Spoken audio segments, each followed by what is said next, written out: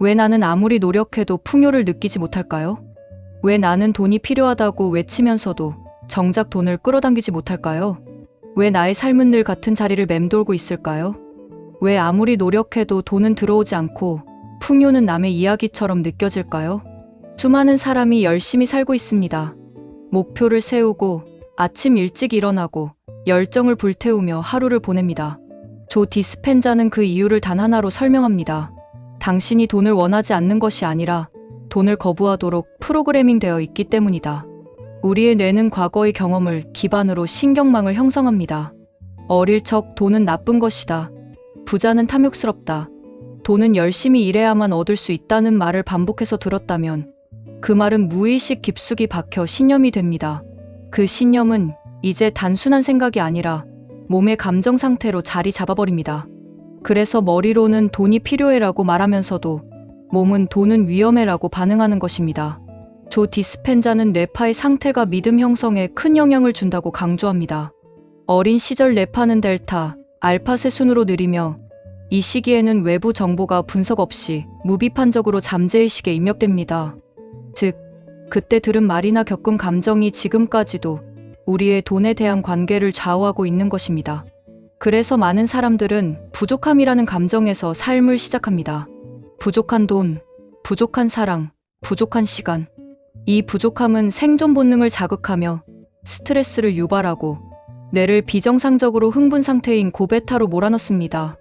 이 상태에서는 창의적인 생각도 미래를 향한 몰입도 불가능합니다. 오직 살아남기 위한 반응만 존재합니다. 이때 우리는 무의식적으로 외칩니다. 돈만 생기면 행복할 텐데, 관계만 회복되면 괜찮을 텐데, 몸만 낫는다면 고마울 텐데. 하지만 이는 외부 조건이 변해야 내가 바뀐다는 고전적인 뉴턴식 사고방식에 갇힌 것입니다. 감사할 일이 생겨야 감사하는 것이 아니라 감사할 줄 알아야 감사할 일이 생긴다. 이제 사고를 전환해야 할 때입니다. 내가 느끼는 감정이 현실을 만든다는 양자장 기반의 창조로 시선을 옮겨야 합니다. 결핍을 느끼는 상태에서 출발한 생각은 또 다른 결핍을 끌어옵니다. 하지만 내가 이미 풍요롭다고 느낀다면 그 감정이 현실로 나타납니다. 이것이 바로 피해자가 아닌 창조자의 삶입니다. 사람들이 삶에서 원하는 것을 얻지 못하는 이유는 단 하나, 그들이 끌어당기려는 감정과 현실이 진동수에서 어긋나 있기 때문이다. 우리는 종종 이렇게 생각합니다. 부자가 되면 감사하겠다. 병이 나으면 기뻐하겠다. 하지만 그는 이를 정면으로 부정합니다. 감사를 먼저 느끼는 자에게 치유가 시작되고 풍요를 미리 느끼는 자에게 부가 따라온다. 이것이 바로 코이런스의 핵심입니다. 내가 명확한 목표와 의도를 품고 있을 때, 그리고 심장이 사랑, 기쁨, 감사와 같은 고진동 감정에 머물 때, 우리의 내면 에너지는 우주에 강력한 신호를 보냅니다. 이 신호가 강력하고 일관될수록 현실은 그에 반응합니다.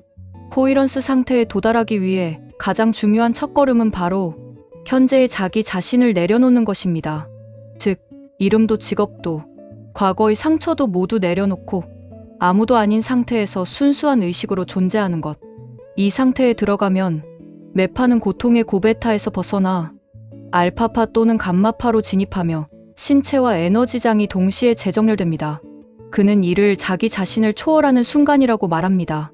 즉, 몸도 시간도 장소도 있고 존재하는 그 순간에 비로소 우리는 3차원 세계를 넘어 양자장에 접속하게 됩니다. 그렇다면 어떻게 실생활에 적용할 수 있을까요? 조 디스펜자는 다음과 같은 루틴을 제안합니다. 매일 아침 눈을 뜨기 전 자신에게 묻는다. 오늘 나는 어떤 사람으로 살 것인가? 풍요로운 사람은 어떻게 말하고 행동할까? 명상을 통해 그 감정을 미리 느껴본다. 사랑받는 감정, 감사함, 자유로움, 기쁨. 그 감정을 단지 생각이 아니라 신체가 기억하도록 연습하는 것이다. 감정이 흔들릴 때마다 의식적으로 다시 연결한다. 일상에서 화가 날 때, 초조할 때, 지금 이 감정은 과거의 패턴이군이라고 인식하고 호흡을 고르며 마음을 다시 감정의 중심으로 돌려놓는다. 이 과정을 반복할수록 내면의 진동수가 바뀌기 시작합니다. 그리고 세상은 점점 그 진동수에 맞는 새로운 현실을 가져다 줍니다. 이를 조 디스펜자는 생성의 법칙이라고 부릅니다.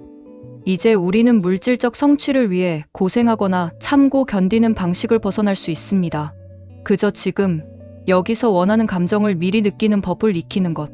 그것이 가장 빠르고 우아하며 본질적인 창조의 방식입니다. 많은 이들이 꿈을 꿉니다. 더 풍요로운 삶, 건강한 몸, 진정한 관계. 하지만 현실은 종종 말합니다. 지금 가진 것도 부족한데 뭘 더 바래? 변화는 현실에서 시작되는 게 아니다. 변화는 오직 에너지에서 시작된다. 그는 반복해서 강조합니다. 당신의 인격이 당신의 현실을 만든다. 당신이 매일같이 떠올리는 생각, 그 생각이 만들어내는 감정, 그리고 그 감정으로 인해 취하게 되는 행동. 이 모든 것의 총합이 결국 당신의 현재 삶이라는 뜻입니다. 따라서 삶을 바꾸기 위해 가장 먼저 해야 할 일은 지금까지와는 다른 생각을 하고, 지금까지와는 다른 감정을 느끼고, 지금까지와는 다른 방식으로 행동하는 것입니다. 그는 새로운 인격이 되어야 새로운 현실이 온다고 말합니다. 그렇기에 조 디스펜자의 훈련은 단순한 명상이 아닙니다. 그는 상태 변화가 아닌 정체성 변화를 요구합니다. 자신이 가진 이야기, 상처, 부족함, 부모의 영향, 실패의 기억, 그 모든 과거의 나를 안고는 새로운 미래로 갈 수 없다. 그래서 진짜 변화는 때로 불편합니다. 낯설고 어색하며 몸이 반항하기도 합니다. 하지만 그 감정이 올라올 때마다 자신에게 말해야 합니다. 이건 예전의 패턴일 뿐이야. 나는 지금 새로운 인격을 연습 중이다. 그리고 실제로 수많은 사람들이 그의 방식으로 삶을 완전히 바꾸고 있습니다.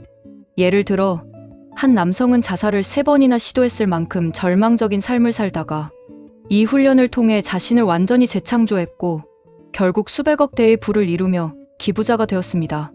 나는 부를 원했던 것이 아니라 내가 바뀌는 것을 원했다. 그리고 내가 변하자 현실이 따라왔다.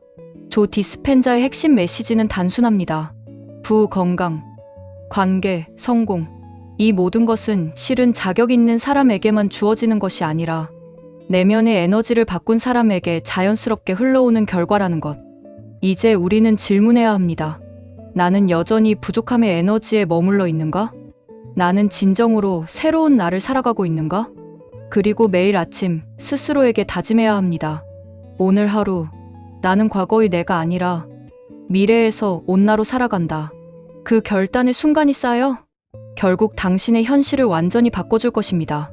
이제는 피해자의 자리를 떠나 당신이 삶의 창조자라는 사실을 기억하십시오. 당신이 만든 에너지가 당신의 현실을 만들고 있습니다.